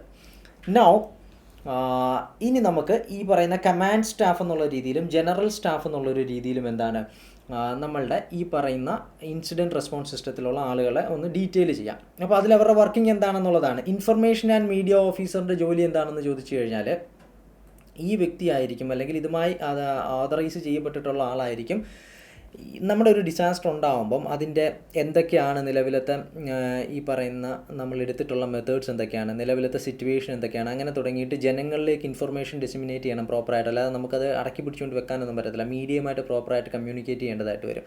അപ്പോൾ അതിൻ്റെ ജോബാണ് എന്തെന്ന് പറയുന്നത് ഈ ഒരു ഇൻസിഡൻറ്റ് സിറ്റുവേഷനിൽ അത് ചെയ്യുന്ന ആളാണ് ഇൻഫർമേഷൻ ആൻഡ് മീഡിയ ഓഫീസർ എന്ന് പറയുന്നത്. സേഫ്റ്റി ഓഫീസർ എന്ന് പറഞ്ഞു കഴിഞ്ഞാൽ നമ്മളുടെ ഈ ഒരു ഇൻസിഡൻറ്റ് റെസ്പോൺസ് ടീംസ് ഉണ്ടല്ലോ, ഇൻസിഡൻറ്റ് റെസ്പോൺസ് ടീം എന്ന് പറയുന്നത്, അപ്പോൾ ഇവരുടെ സേഫ്റ്റി ഉറപ്പാക്കുക. ഇവർ ഈ കലാമിറ്റി ഉണ്ടായ സമയത്ത് വർക്ക് ചെയ്യാൻ ഇറങ്ങിയവരാണെങ്കിലും അവരുടെ ഹെൽത്തും അവരുടെ ഇഞ്ചുറിയും മറ്റു കാര്യങ്ങളുമൊക്കെ നോക്കുക, അവർക്ക് വേണ്ട പ്രോപ്പർ കെയറിങ്ങും മറ്റു കാര്യങ്ങളൊക്കെ നോക്കുക. അതാണ് സേഫ്റ്റി ഓഫീസറിൻ്റെ ജോബ് എന്ന് പറയുന്നത്. ലൈസൺ ഓഫീസർ എന്ന് പറഞ്ഞു കഴിഞ്ഞാൽ വിവിധ ഡിപ്പാർട്ട്മെൻറ്റുകളിലുള്ള ആളുകൾ കോർഡിനേറ്റ് ചെയ്തിട്ടാണ് ഈ ഒരു പരിപാടിയൊക്കെ നടക്കുന്നത്. അപ്പം വിവിധ തട്ടിലുള്ള അല്ലെങ്കിൽ വിവിധ ഡിപ്പാർട്ട്മെൻറ്റുകളിലുള്ള ആളുകളുടെ ഇടയിൽ എന്ത് ചെയ്യുക, ഒരു കോർഡിനേഷൻ കൊണ്ടുവരുന്നതിന് വേണ്ടിയിട്ട് പ്രവർത്തിക്കുന്ന ആളാണ് എന്തെന്ന് പറയുന്നത് ലൈസൺ ഓഫീസർ എന്ന് പറയുന്നത്. സോ ഇത് ഇത്രയുമാണ് എന്തെന്ന് പറയുന്നത് കമാൻഡ് സ്റ്റാഫ് എന്ന് പറയുന്നത്. ഇനി നമുക്ക് ജനറൽ സ്റ്റാഫ് എന്ന് പറഞ്ഞു കഴിഞ്ഞാൽ എന്താണെന്നുള്ളതാണ്. സോ ജനറൽ സ്റ്റാഫ് എന്ന് പറയുമ്പോൾ കമാൻഡ് സ്റ്റാഫ് കൊടുത്തിട്ടുണ്ട്, അത് ഡീറ്റെയിൽ ആയിട്ട് നമ്മൾ പറഞ്ഞിട്ടുണ്ട്. ദെൻ ജനറൽ സ്റ്റാഫിലേക്ക് പോവുകയാണെന്നുണ്ടെങ്കിൽ ഒരു ഓപ്പറേഷൻ സെക്ഷൻ വരുന്നുണ്ട്, പ്ലാനിങ് സെക്ഷൻ വരുന്നുണ്ട്, അതേപോലെ തന്നെ എന്താണ് ലോജിസ്റ്റിക് സെക്ഷൻ വരുന്നുണ്ട്. ഓപ്പറേഷൻ സെക്ഷൻ എന്ന് പറഞ്ഞു കഴിഞ്ഞാൽ എന്താണ്, കാര്യങ്ങളെ പറ്റിയിട്ടുള്ള ടാക്റ്റിക്കലായിട്ടുള്ള ആക്ഷൻസും മറ്റു കാര്യങ്ങളുമൊക്കെ എടുക്കുക എന്നുള്ളതാണ്. So this is responsible for directing the required tactical actions to meet incident objectives. എന്തൊക്കെ കാര്യങ്ങളാണ് എടുക്കേണ്ടതെന്നൊക്കെയുള്ള കാര്യത്തിലുള്ള തീരുമാനം. അതിപ്പം ചിലപ്പം ഒരു ഡിസാസ്റ്റർ ഉണ്ടായതിൻ്റെ പേരിൽ ചിലപ്പം പല ഗ്രൂപ്പുകളായിട്ടൊക്കെ തിരിച്ചുകൊണ്ടായിരിക്കും ചിലപ്പോൾ നിൽക്കുന്നത്. ചിലപ്പോൾ അങ്ങനെ ഒരു ഗ്രൂപ്പുകളായിട്ട് തിരിക്കേണ്ട കാര്യം ആ ഒരു ഡിസാസ്റ്റർ സിറ്റുവേഷൻ അതിൻ്റെ ഒരു എലിവേറ്റ് ആയിട്ടില്ല, കുറച്ചുകൂടെ കഴിഞ്ഞിട്ട് മതി എന്നുണ്ടെങ്കിൽ അങ്ങനെ. അപ്പോൾ ഏത് രീതിയിലാണോ വർക്ക് ചെയ്യേണ്ടത് അത്തരം കാര്യങ്ങളൊക്കെ തീരുമാനിക്കുന്നത്. പ്ലാനിങ് സെക്ഷൻ എന്ന് പറഞ്ഞു കഴിഞ്ഞാൽ എന്താണ്, നമ്മുടെ ഈ ഇൻസിഡൻറ്റുമായിട്ട് ബന്ധപ്പെട്ടുകൊണ്ട് എന്ത് ആക്ഷൻ പ്ലാൻ തയ്യാറാക്കണം എന്നുള്ളത്, റിസോഴ്സ് ട്രാക്കിങ്, അങ്ങനെ തുടങ്ങിയിട്ട് എല്ലാ തരത്തിലുള്ള പ്ലാനിങ് ആക്ടിവിറ്റീസുമായിരിക്കും ഇവിടെ വരുന്നത്. അപ്പം എന്തൊക്കെ റിസോഴ്സസ് ആവശ്യമാണ് എന്നുള്ളത്, എവിടെ നിന്നൊക്കെ ആ റിസോഴ്സ് നമുക്ക് അക്യൂമുലേറ്റ് ചെയ്യാൻ പറ്റും തുടങ്ങിയ കാര്യങ്ങൾ. ഇനി ഇതെല്ലാം ചെയ്ത് ഇതിങ്ങനെ പ്രോഗ്രസീവായിട്ട് പൊയ്ക്കൊണ്ടിരിക്കുകയാണ്, ഡിസാസ്റ്റർ അണ്ടർ കൺട്രോളിലേക്ക് വരികയാണ്. അങ്ങനെ വരുന്ന സാഹചര്യത്തിൽ നമ്മൾ ഈ അക്യൂമുലേറ്റ് ചെയ്തിട്ടുള്ള കാര്യങ്ങളൊക്കെ സ്റ്റോപ്പ് ചെയ്ത് നിർത്തേണ്ടതായിട്ട് വരും. ഇതിലേക്ക് നമ്മൾ കളക്ട് ചെയ്തിട്ടുള്ള എക്യുപ്മെൻറ്റ്സും മറ്റു കാര്യങ്ങളും പേഴ്സണൽസും ഒക്കെ ഉണ്ടാകും. അപ്പോൾ ഗ്രാജുവലി അവരെന്താണ് ഒരു മൊബിലൈസേഷൻ പ്ലാൻ എന്നതുപോലെ തന്നെ എന്താണ് ഒരു ഡീമൊബിലൈസേഷൻ പ്ലാനും ഗ്രാജുവലി നമ്മളത് കൊണ്ടുവന്ന് ആ സിറ്റുവേഷൻ നോർമൽ ആവുന്ന വഴിക്ക് എല്ലാവരും എന്താണ് ഗ്രാജുവലി വിട്ടുപോകുന്ന ആ ഒരു സാഹചര്യത്തിലേക്കും കൊണ്ടുവരണം. അപ്പോൾ ഒരു മൊബിലൈസേഷൻ പ്ലാൻ, റിസോഴ്സ് മൊബിലൈസേഷനും പ്ലാനും കൊണ്ട് ഒരു ഡീമൊബിലൈസേഷനും പ്ലാനും കൊണ്ടുവരേണ്ടതായിട്ട് വരും. Then next is the logistic section. ഇതാണ് എന്ത് ചെയ്യുന്നത്, necessary facilities, services, materials, equipments എന്തുമായിക്കൊള്ളട്ടെ വേണ്ട കാര്യങ്ങളെല്ലാം എത്തിക്കുക എന്ന് പറയുന്നതാണ്. മറ്റെന്ത് റിസോഴ്സസും ആയിക്കൊള്ളട്ടെ അതെല്ലാം എത്തിക്കുന്നതാണ് എന്തെന്ന് പറയുന്നത് ഈ ലോജിസ്റ്റിക് സെക്ഷൻ്റെ അണ്ടറിൽ വരുന്നത്. പിന്നെ ഇതോടൊപ്പമോ ഇതിൻ്റെ ഒരു സബ് ഡിവിഷനായിട്ടോ അല്ലെങ്കിൽ മറ്റൊരു ഡിവിഷനായിട്ടോ നമുക്ക് ഒരു എക്കണോമിക്സ് കാര്യങ്ങളുമൊക്കെ മറ്റു കാര്യങ്ങളുമൊക്കെ നോക്കുന്ന ഒരു ഫിനാൻസ് കാര്യങ്ങളൊക്കെ നോക്കുന്ന തരത്തിൽ, കാരണം ആ നാട്ടിൽ നിലനിൽക്കുന്ന എന്ത് type of financial rule situations ആണോ അതനുസരിച്ചിട്ടായിരിക്കണം കാര്യങ്ങൾ പ്രൊക്യൂർ ചെയ്യുകയും സപ്ലൈ റിസോഴ്സസ് ഒക്കെ പ്രൊവൈഡ് ചെയ്യുകയൊക്കെ ചെയ്യുന്നത്. അപ്പോൾ ലോജിസ്റ്റിക് സെക്ഷൻ്റെ അണ്ടറിൽ എന്താണ് ഒരു ഫിനാൻസ് ബ്രാഞ്ച് കൂടി സംടൈംസ് നമ്മൾ ഇൻക്ലൂഡ് ചെയ്യാറുണ്ട് എന്നുള്ളൊരു കാര്യം കൂടിയിട്ട് അറിഞ്ഞു വെച്ചിരിക്കുക. നൗ നമുക്ക് ഇൻസിഡൻറ്റ് റെസ്പോൺസ് ടീമിൽ ഒരു റെസ്പോൺസിബിൾ ഓഫീസർ ഉണ്ട്, അതിന് താഴെ എന്താണ് ഒരു ഇൻസിഡൻറ്റ് കമാൻഡർ ഉണ്ട്, പിന്നെ താഴോട്ട് തുടങ്ങിയിട്ടുള്ള മറ്റ് ആളുകളെയും ഒക്കെ പറ്റിയിട്ട് നമ്മൾ പറഞ്ഞു. അതിനെ നമ്മൾ രണ്ടായിട്ടാണ് ക്ലാസിഫൈ ചെയ്യുന്നത്, കമാൻഡ് സ്റ്റാഫ് എന്നുള്ളൊരു രീതിയിലും കമാൻഡ് സ്റ്റാഫ് എന്നുള്ളൊരു രീതിയിലും അതേപോലെ തന്നെ എന്താണ് ജനറൽ സ്റ്റാഫ് എന്നുള്ളൊരു രീതിയിലുമായിരിക്കും നമ്മൾ ക്ലാസിഫൈ ചെയ്യുന്നത്. ഇപ്പോൾ ഈ കമാൻഡ് സ്റ്റാഫിൻ്റെ അണ്ടറിൽ ആര് വരുന്നുണ്ട്? ഇൻസിഡൻറ്റ് കമാൻഡർ ഉണ്ട് ഓഫ് കോഴ്സ്, പിന്നെ എന്താണ് അതിന് താഴെ വർക്ക് ചെയ്യാനായിട്ട് ഒരു ഇൻഫർമേഷൻ ആൻഡ് മീഡിയ ഓഫീസറുണ്ട്. എന്താണ് ഈ ഇൻഫർമേഷൻ ആൻഡ് മീഡിയ ഓഫീസറിൻ്റെ ജോലി എന്നുള്ളത്? ഒരു കലാമിറ്റി അല്ലെങ്കിൽ ഒരു ഡിസാസ്റ്റർ ഉണ്ടാകുമ്പം അതുമായി ബന്ധപ്പെട്ടുകൊണ്ടുള്ള രക്ഷാപ്രവർത്തനങ്ങൾ നടക്കുമ്പം പ്രോപ്പറായിട്ട് അതിൻ്റെ ഇൻഫർമേഷൻസ് പബ്ലിക്കിന് എത്തിക്കുക എന്ന് പറയുന്ന ഒരു ഉത്തരവാദിത്വമുണ്ട്, അതേപോലെ മീഡിയയ്ക്ക് പ്രൊവൈഡ് ചെയ്യുക എന്ന് പറയുന്ന ഒരു ഉത്തരവാദിത്വമുണ്ട്. ആ കാര്യങ്ങൾ ചെയ്യുന്ന ആളാണ് എന്തെന്ന് പറയുന്നത് ഇൻഫർമേഷൻ ആൻഡ് മീഡിയ ഓഫീസർ എന്ന് പറയുന്നത്. ഇനി ഒരു സേഫ്റ്റി ഓഫീസർ, അതായത് ഡിസാസ്റ്റർ മാനേജ്മെൻറ്റുമായിട്ട് ബന്ധപ്പെട്ടുകൊണ്ട് ഒരു ഇൻസിഡൻറ്റ് റെസ്പോൺസ് ടീം ഒന്നല്ലെങ്കിൽ അതിൽ കൂടുതൽ ഇൻസിഡൻറ്റ് റെസ്പോൺസ് ടീമുകളൊക്കെ ഉണ്ടെന്ന് നമ്മൾ പറഞ്ഞില്ലേ. ഇവരെന്ന് പറയുന്ന ആരാണ്? മനുഷ്യന്മാരാണ്. ഇവരിറങ്ങിയിട്ടാണ് എന്ത് ചെയ്യുന്നത്? ഈ പറയുന്ന രീതിയിലുള്ള ദുരിതാശ്വാസ പ്രവർത്തനങ്ങളൊക്കെ ചെയ്യുന്നത്, അല്ലെങ്കിൽ റെസ്ക്യൂ ആക്ടിവിറ്റീസൊക്കെ ചെയ്യുന്നത്. അപ്പോൾ അവരുടെ ഹെൽത്തും അവർക്ക് ഇഞ്ചുറി പറ്റുകയാണെന്നുണ്ടെങ്കിൽ അത്തരം കാര്യങ്ങളുമൊക്കെ മാനേജ് ചെയ്യുന്നത്, അവരുടെ സേഫ്റ്റി മാനേജ് ചെയ്യുന്ന അത് നോക്കുന്ന ആളാണ് സേഫ്റ്റി ഓഫീസർ എന്ന് പറയുന്നത്. ദെൻ എന്താണ് ഒരു ലേസൺ ഓഫീസറുണ്ട്, കാരണം പല ഡിപ്പാർട്ട്മെൻറ്റുകളിൽ നിന്നുള്ള ആളുകൾ ഇതിൽ വർക്ക് ചെയ്യുന്നുണ്ട്. അപ്പോൾ അതിൻ്റെ ഇടയിലുള്ള ഒരു കോർഡിനേഷൻ കൊണ്ടുവരണമെന്നുണ്ടെങ്കിലുള്ള ഓഫീസറാണ് എന്തെന്ന് പറയുന്നത് ലേസൺ ഓഫീസർ എന്ന് പറയുന്നത്. ഇനി ജനറൽ സ്റ്റാഫിലേക്ക് പോവുകയാണെന്നുണ്ടെങ്കിൽ ജനറൽ സ്റ്റാഫിൻ്റെ അണ്ടറിൽ നമുക്ക് എന്താണ് ഒരു ഓപ്പറേഷൻ സെക്ഷൻ വരുന്നുണ്ട്, പ്ലാനിങ് സെക്ഷൻ വരുന്നുണ്ട്, ലോജിസ്റ്റിക് സെക്ഷൻ വരുന്നുണ്ട്. സോ എന്താണ് ഓപ്പറേഷൻ സെക്ഷൻസ് എന്ന് പറയുന്നത്? ഓപ്പറേഷൻ സെക്ഷൻസ് എന്ന് പറയുന്നത് ഇപ്പം നമ്മൾ ടാക്റ്റിക്കലായിട്ടുള്ള ഡിസിഷൻസ് ഒക്കെ എടുക്കുന്ന കാര്യങ്ങളും അതൊക്കെ എങ്ങനെയാണ് വർക്കൗട്ട് ആവേണ്ടത് തുടങ്ങിയ കാര്യങ്ങൾ. ഇപ്പം എത്ര ഗ്രൂപ്പുകളായിട്ടൊക്കെ തിരിച്ചുകൊണ്ട് വേണം, നമുക്ക് ഗ്രൂപ്പ് വേണോ, എത്ര ആളുകൾ എങ്ങനെയൊക്കെയാണ് വർക്ക് ചെയ്യേണ്ടത്, അങ്ങനെ തുടങ്ങിയിട്ടുള്ള കാര്യങ്ങളുണ്ടാവും. ഇൻ കേസ് ചില ഡിസാസ്റ്റർ ഉണ്ടാകുന്ന സമയത്ത് അതിൻ്റെ ഒരു സിറ്റുവേഷൻ മനസ്സിലാക്കിക്കൊണ്ടായിരിക്കും നമ്മൾ എന്ത് ചെയ്യുന്നത്, ഗ്രൂപ്പുകളൊക്കെ ആയിട്ട് ക്ലാസിഫൈ ചെയ്തുകൊണ്ട് ഈ പറയുന്ന രീതിയിലുള്ള രക്ഷാപ്രവർത്തനത്തിനൊക്കെ ഇറങ്ങുക, അങ്ങനെ തുടങ്ങിയിട്ടുള്ള കാര്യങ്ങളൊക്കെ വരുന്നത്. അപ്പോൾ ആ രീതിയിൽ കാര്യങ്ങൾ ഓപ്പറേഷൻസും മറ്റും കാര്യങ്ങളും ഒക്കെ മാനേജ് ചെയ്യുന്ന ആ ഒരു സെക്ഷനാണ് എന്തെന്ന് പറയുന്നത് ഓപ്പറേഷൻ സെക്ഷൻസ് എന്ന് പറയുന്നത്. ഇനി അത് കഴിഞ്ഞാൽ നമുക്കൊരു പ്ലാനിങ് സെക്ഷൻ വരുന്നുണ്ട്. ഈ പ്ലാനിങ് സെക്ഷൻ്റെ കാര്യം എന്താണെന്ന് വെച്ച് കഴിഞ്ഞാൽ എത്ര റിസോഴ്സസ് നമുക്ക് അവൈലബിൾ ആണ്, ആ കാര്യങ്ങളൊക്കെ ഉള്ളത്. അതുപോലെ തന്നെ ഒരു ഇൻസിഡൻറ്റ് പ്ലാൻ ഉണ്ടാവും, ഇൻസിഡൻറ്റ് ആക്ഷൻ പ്ലാൻ എന്ന് പറയുന്ന ഒരു സംഗതി, അത് നടപ്പിലാക്കുക, അത് ക്രിയേറ്റ് ചെയ്യുക എന്നുള്ളത്, എങ്ങനെയായിരിക്കണം ഇതിൻ്റെ പ്രവർത്തനങ്ങൾ നടക്കേണ്ടത് എന്നുള്ളത്. ദെൻ റിസോഴ്സുകളൊക്കെ അക്യുമുലേറ്റ് ചെയ്യണം, എത്ര ഉണ്ട്, ഇനി എത്ര നമുക്ക് എവിടെ നിന്നൊക്കെ എടുക്കാൻ പറ്റും, എങ്ങനെ തുടങ്ങിയിട്ടുള്ള കാര്യങ്ങൾ. അപ്പോൾ റിസോഴ്സ് മൊബിലൈസേഷൻ എന്താണ് പ്ലാനിങ് സെക്ഷൻ്റെ അണ്ടറിൽ വരുന്നുണ്ട്. അതേപോലെ തന്നെ എന്താണ് റിസോഴ്സ് ഡീമൊബിലൈസേഷനും ഉണ്ട്. കാരണം നമ്മൾ ഈ ഡിസാസ്റ്റർ മാനേജ്മെൻറ്റിൻ്റെ ഭാഗമായിട്ട് ഇതെല്ലാം ചെയ്യുന്നു. ഡിസാസ്റ്റർ അണ്ടർ കൺട്രോളിലേക്ക് വരികയാണെന്നുണ്ടെങ്കിൽ എന്താണ് ഗ്രാജുവലി ഇതിനെ എന്ത് ചെയ്യേണ്ടി വരും, നമുക്ക് കുറച്ച് കൊണ്ടുവരേണ്ടി വരും. അതായത് ഒരുപാട് എക്യുപ്മെൻറ്റ്സും വെഹിക്കിൾസും അങ്ങനെയൊക്കെ തുടങ്ങിയിട്ടുള്ള കാര്യങ്ങളും ടെക്നോളജിക്കലായിട്ടുള്ള പുതിയ കാര്യങ്ങളും പലയിടത്തും എത്തിച്ചിട്ടും ഒക്കെ ഉണ്ടാവും. ഒരുപാട് പേഴ്സണൽ അക്യുമുലേറ്റ് ചെയ്തിട്ടുണ്ടാവും, റിസോഴ്സ് അക്യുമുലേറ്റ് ചെയ്തിട്ടുണ്ടാവും. അപ്പോൾ ഇവയൊക്കെ എന്താണ് ഗ്രാജുവലി റിലീവ് ചെയ്യേണ്ടതൊരു സാഹചര്യം വരുന്നുണ്ട്. അപ്പോൾ ഒരു ഡീമൊബിലൈസേഷൻ കാര്യങ്ങളും ഒക്കെ എന്താണ് ഈ പറയുന്ന ഡീമൊബിലൈസേഷൻ പ്ലാനും മറ്റും തയ്യാറാക്കുന്നതും ഒക്കെ എന്താണ് പ്ലാനിങ് സെക്ഷൻ്റെ ഭാഗത്തായിട്ട് വരുന്നുണ്ട്. പിന്നെ വരുന്നത് ലോജിസ്റ്റിക് സെക്ഷനാണ്. നമ്മുടെ മെറ്റീരിയൽ റിസോഴ്സ് മറ്റ് സപ്പോർട്ടുകളൊക്കെ ഇല്ല, എക്യുപ്മെൻറ്റ് സപ്പോർട്ടുകളൊക്കെ ഇതൊക്കെ എത്തിച്ചു കൊടുക്കുക എന്നുള്ളതാണ് ലോജിസ്റ്റിക്സ് സെക്ഷൻ്റെ ജോലി എന്ന് പറയുന്നത്. സം ടൈംസ് ഈ ലോജിസ്റ്റിക് സെക്ഷൻ എന്ന് വെച്ച് കഴിഞ്ഞാൽ എന്താണ് ഇത്തരം കാര്യങ്ങളൊക്കെ ചെയ്യുന്നത് കൊണ്ട് തന്നെ ലോജിസ്റ്റിക് സെക്ഷൻ എന്ന് പറയുന്നത് സ്മൂത്തായിട്ട് റിസോഴ്സ് പ്രൊക്യൂർ ചെയ്യുന്നതിനും അതിൻ്റെ സപ്ലൈ പ്രൊവൈഡ് ചെയ്യുന്നതിനുമൊക്കെയാണ് ആ ഒരു ഫിനാൻഷ്യൽ റൂൾ കൂടി നമ്മൾ പാലിക്കേണ്ടതായിട്ട് വരും. അങ്ങനെ വരുമ്പോൾ എന്താണ് ഒരു ഫിനാൻഷ്യൽ ബ്രാഞ്ച് കൂടി എന്താണ് ഈ ലോജിസ്റ്റിക് സെക്ഷൻ്റെ ഭാഗമായിട്ട് നമ്മൾ ഉൾപ്പെടുത്താറുണ്ട്. സോ ഇത് ഇത്രയുമാണ് എന്തെന്ന് പറയുന്നത് ഇൻസിഡൻറ്റ് റെസ്പോൺസ് സിസ്റ്റം, അതിൻ്റെ ഓർഗനൈസേഷൻ എന്ന് പറയുന്നത്. Next we will learn about medical care and shelter management. റെസ്പോൺസുമായി ബന്ധപ്പെട്ടുകൊണ്ടുള്ള അടുത്ത ടോപ്പിക്കാണ് medical care and shelter management. So medical care and shelter management എന്താണെന്ന് പറഞ്ഞു കഴിഞ്ഞാൽ it aimed at stabilising the affected population, preventing secondary health crisis and ensuring safety and dignity of displaced persons. അതായത് ഒരു disaster ഉണ്ടാവുക എന്ന് പറഞ്ഞു കഴിഞ്ഞാൽ എന്താണ് കംപ്ലീറ്റ്ലി ഒരു അൺസ്റ്റേബിൾ സിറ്റുവേഷനാണ്. അപ്പോൾ അവിടെ നിന്നും ഇഞ്ചേർഡ് ആയിട്ടുള്ള ആളുകളുണ്ട്, വീട് നഷ്ടപ്പെട്ട ആളുകളുണ്ട്. അപ്പോൾ അവർക്ക് എന്ത് വേണ്ടി വരും, പ്രോപ്പറായിട്ടുള്ള മെഡിക്കൽ കെയർ പ്രൊവൈഡ് ചെയ്ത് വേണ്ടി വരും. അങ്ങനെ ആ ഒരു ആളുകളെ മൊത്തത്തിൽ നിന്ന് സ്റ്റേബിൾ ആക്കുക എന്ന് പറയുന്ന ഒരു സിറ്റുവേഷൻ അവരുടെ ഹെൽത്തിൻ്റെ കാര്യത്തിൽ. ദെൻ അവർക്ക് എന്താണ് ഒരു ഷെൽട്ടർ പ്രൊവൈഡ് ചെയ്യേണ്ട സാഹചര്യം വരുന്നുണ്ട്. സോ ഇതൊക്കെ അടങ്ങുന്ന ഡിസാസ്റ്റർ മാനേജ്മെൻറ്റിൻ്റെ ഭാഗമാണ് എന്തെന്ന് പറയുന്നത് medical care and shelter management എന്ന് പറയുന്നത്. അതേപോലെ തന്നെ എന്താണ് ഇപ്പം ഫ്ലഡ് സിറ്റുവേഷനൊക്കെ ഉണ്ടാവുകയാണെന്നുണ്ടെങ്കിൽ ഈ ഫ്ലഡുമായി അസോസിയേറ്റ് ചെയ്തിട്ട് ഒരുപാട് പകർച്ചവ്യാധികളൊക്കെ ഉണ്ടാകാനുള്ള സാധ്യതയുണ്ട്. അതേപോലെ തന്നെ പല തട്ടിൽ നിന്നുള്ള ആളുകൾ ഒരുമിച്ച് കൂട്ടപ്പെടുന്ന സാഹചര്യങ്ങളൊക്കെ ഉണ്ടാവാറുണ്ട്. അപ്പോൾ അവിടെ എന്താണ് ഒരു സെക്കൻഡറി ഹെൽത്ത് ക്രൈസിസ്, അവരുടെ ഇടയിൽ എന്താണ് ഒരു രോഗം പടർന്നു പിടിക്കാനൊക്കെയുള്ള ഒരു സാഹചര്യം ഉണ്ടാവാറുണ്ട്. പിന്നെ അതേപോലെ തന്നെ എന്താണ് ആളുകൾക്ക് അവരുടെ സേഫ്റ്റിയും ഡിഗ്നിറ്റിയും ഒക്കെ, അവർക്ക് കിടക്കാൻ ഒരു സ്ഥലം ഇല്ല എന്ന് പറയുന്ന ഒരു സാഹചര്യമൊക്കെ അവരുടെ ഡിഗ്നിറ്റി അഫക്റ്റ് ചെയ്യുന്ന കാര്യങ്ങൾ, പ്രൈവസി അഫക്റ്റ് ചെയ്യുന്ന കാര്യങ്ങളൊക്കെ ഉണ്ടാവാറുണ്ട്. സോ ഇതൊക്കെ പ്രൊവൈഡ് ചെയ്യുക എന്നുള്ളതാണ് എന്തെന്ന് പറയുന്നത് മെഡിക്കൽ കെയറും ഷെൽട്ടർ മാനേജ്മെൻറ്റും എന്നതുകൊണ്ട് നമ്മൾ ഉദ്ദേശിക്കുന്നത്. സോ അതിൽ മെഡിക്കൽ കെയർ എന്തിനാണ് ഫോക്കസ് ചെയ്യുന്നതെന്ന് ചോദിച്ചു കഴിഞ്ഞാൽ വളരെ പെട്ടെന്ന് തന്നെ എന്താണ് എത്രയും പെട്ടെന്ന് വേണ്ട മെഡിക്കൽ ഫെസിലിറ്റീസ് പ്രൊവൈഡ് ചെയ്യുക. അതുവഴി എന്തുണ്ടാവുക, ആളുകൾ മരണപ്പെടുന്നതിൽ നിന്നും അതേപോലെ തന്നെ എന്താണ് അവരുടെ ഇഞ്ചുറി കൂടുന്നതിൽ നിന്നുമൊക്കെ എന്താണ് അവരെ പ്രിവെൻറ്റ് ചെയ്യുക എന്നുള്ളൊരു രീതിയിൽ നമ്മൾ എത്രയും പെട്ടെന്ന് മെഡിക്കൽ കെയർ ഫെസിലിറ്റി പ്രൊവൈഡ് ചെയ്യുക എന്നുള്ളതാണ്. അതിൻ്റെ അണ്ടറിൽ എന്തൊക്കെ വരുന്നുണ്ട്, എമർജൻസി ട്രീറ്റ്മെൻറ്റ് വരുന്നുണ്ട്, ട്രോമ കെയർ.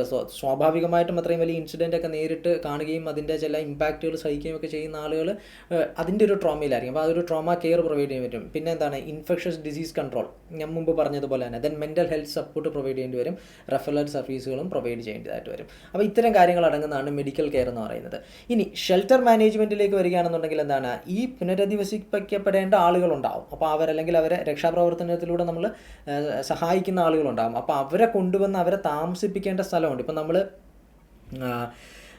ഈ സ്കൂളുകളും മറ്റുമൊക്കെ ഓപ്പൺ ചെയ്ത് കൊടുക്കാറുണ്ട് ഒരു താൽക്കാലിക ഷെൽട്ടർ എന്നുള്ളൊരു രീതിയിൽ. പലപ്പോഴും എന്തെങ്കിലും തരത്തിലുള്ള ഇത്തരം സിറ്റുവേഷൻസ് ഒക്കെ ഉണ്ടാവുകയാണെന്നുണ്ടെങ്കിൽ അപ്പോൾ ഒരു സേഫായിട്ടുള്ള ടെമ്പററി ലിവിങ് സ്പേസ് പ്രൊവൈഡ് ചെയ്യുക എന്നുള്ളതാണ് നമ്മൾ അതുകൊണ്ട് ഉദ്ദേശിക്കുന്നത്. Then it aims to ensure safety ensure ചെയ്യുന്നതിന് വേണ്ടിയിട്ട് അവർക്ക് പ്രൈവസി, അവരുടെ health, then dignity while enabling access to essential services. എല്ലാ എസെൻഷ്യൽ സർവീസസും പ്രൊവൈഡ് ചെയ്യുന്നതിനോടൊപ്പം തന്നെ എന്താണ് സേഫ്റ്റി, ഡിഗ്നിറ്റി, ഹെൽത്ത് മറ്റു കാര്യങ്ങളും അഷ്വർ ചെയ്യുന്നതിനാണ് ഈ ഷെൽട്ടർ മാനേജ്മെൻറ്റ് എന്ന് പറയുന്ന ഒരു പരിപാടി നമ്മൾ ചെയ്യുന്നത്. ഇനി ഏതൊക്കെ തരത്തിലുള്ള ഷെൽറ്റേഴ്സാണ് ഷെൽട്ടർ മാനേജ്മെൻറ്റിൻ്റെ അണ്ടറിൽ വരുന്നത് എന്നുള്ളതാണ്. ഒരു എമർജൻസി ഷെൽട്ടർ ഉണ്ടാവും. അതായത് ഡിസാസ്റ്റർ ഉണ്ടായ മൊമെൻറ്റിൽ നഷ്ടപ്പെട്ടവർക്ക് അവരെ എന്താണ് ടെമ്പററി ആയിട്ട് താമസിപ്പിക്കേണ്ട, വളരെ ഇമ്മീഡിയറ്റ് ആയിട്ട്. ഇപ്പോൾ ഇന്നൊരു ഡിസാസ്റ്റർ ഉണ്ടായി, ഇന്ന് രാത്രി എന്തായാലും അവർക്ക് അവിടെ നിന്ന് ഉറങ്ങണമല്ലോ, അല്ലെങ്കിൽ അവർക്ക് റെസ്റ്റ് എടുക്കേണ്ട സാഹചര്യം ഉണ്ടാവുമല്ലോ.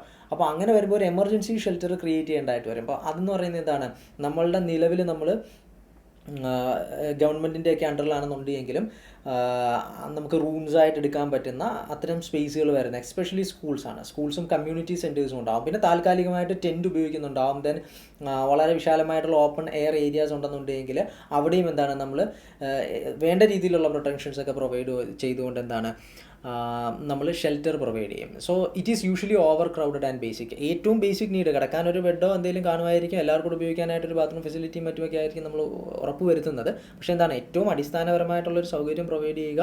ദെൻ എന്താണ് ആ ഒരു എമർജൻസി സിറ്റുവേഷൻ ഡീൽ ചെയ്യുന്നതിന് വേണ്ടിയിട്ട് അത്തരം ടൈപ്പ് ഓഫ് ഷെൽറ്റേഴ്സാണ് എമർജൻസി ഷെൽറ്റേഴ്സ് എന്ന് പറയുന്നത്. ദെൻ ട്രാൻസിഷണൽ ഷെൽറ്റേഴ്സ്, ഇതെന്ന് പറയുന്നത് സെമി പെർമനൻറ്റ് നേച്ചറിലായിരിക്കും. Or improved tent shelters intended for use during the recovery phase until permanent housing is available.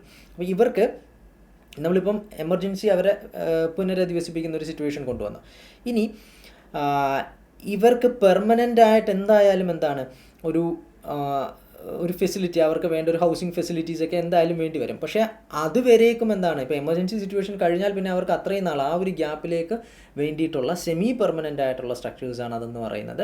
അത് കുറച്ചുകൂടി ഇമ്പ്രൂവ്ഡ് ആയിട്ടുള്ള, എമർജൻസി ഷെൽട്ടറിനേക്കാളും കുറച്ചുകൂടി ഇമ്പ്രൂവ്ഡ് ആയിട്ടുള്ളതാണ്. റിക്കവറി സ്റ്റേജിലേക്കെല്ലാം എന്താണ് റിക്കവറി ഫേസിലെല്ലാം ആ ഒരു ഷെൽട്ടർ ആയിരിക്കും അവർ യൂസ് ചെയ്യുന്നത്. അതാണ് ട്രാൻസിഷണൽ ഷെൽറ്റേഴ്സ് എന്ന് പറയുന്നത്. Then comes specialised shelters. These cater to vulnerable groups such as women, children, elderly, disabled people with additional safety and accessibility features. അപ്പോൾ ഇത് സ്പെഷ്യലായിട്ട് പ്രിപ്പയർ ചെയ്യേണ്ടതാണ്. അപ്പോൾ കോമൺ ആയിട്ടുള്ള എല്ലാ ആളുകൾക്കും വേണ്ടിയിട്ടുള്ളതല്ല. എന്തെങ്കിലും തരത്തിൽ സ്പെഷ്യൽ നമ്മൾ പ്രിഫറൻസ് കൊടുക്കേണ്ട സാഹചര്യം വരികയാണെന്നുണ്ടെങ്കിൽ, ഇപ്പോൾ വിമൻ ആണെങ്കിൽ അവർക്ക് സെപ്പറേറ്റ് ആയിട്ട്, ചിൽഡ്രന് എന്തെങ്കിലും പ്രത്യേക കെയർ വേണമെന്നുണ്ടെങ്കിൽ ആ രീതിയിൽ, എൽഡർലി പീപ്പിൾ ആകുമ്പോൾ ഇപ്പോൾ ഇപ്പം ഷെൽട്ടറൊക്കെ ചിലപ്പോൾ നമ്മൾ യൂസ് ചെയ്യുമ്പോൾ എന്താണ് മുകളിലും താഴെയും പറ്റുന്നിടത്തും ഒക്കെ ആയിട്ടൊക്കെ കിടക്കുന്ന ഒരു സാഹചര്യമൊക്കെ ഉണ്ടാകും പലയിടത്തും. അപ്പം എൽഡർലി പീപ്പിൾ ആണെന്നുണ്ടെങ്കിൽ അവർക്ക് അവരുടെ ബുദ്ധിമുട്ട് പരിഗണിച്ചുകൊണ്ട് ആ ഒരു തരത്തിലുള്ളത്, ഡിസേബിൾഡ് പേഴ്സൺ ആണെന്നുണ്ടെങ്കിൽ അങ്ങനെ നമ്മൾ എന്ത് ചെയ്യുന്നുണ്ട്, ഡിഫറെൻറ്റ് ടൈപ്സ് ഓഫ് ഷെൽറ്റേഴ്സാണ് പ്രൊവൈഡ് ചെയ്യുന്നത്.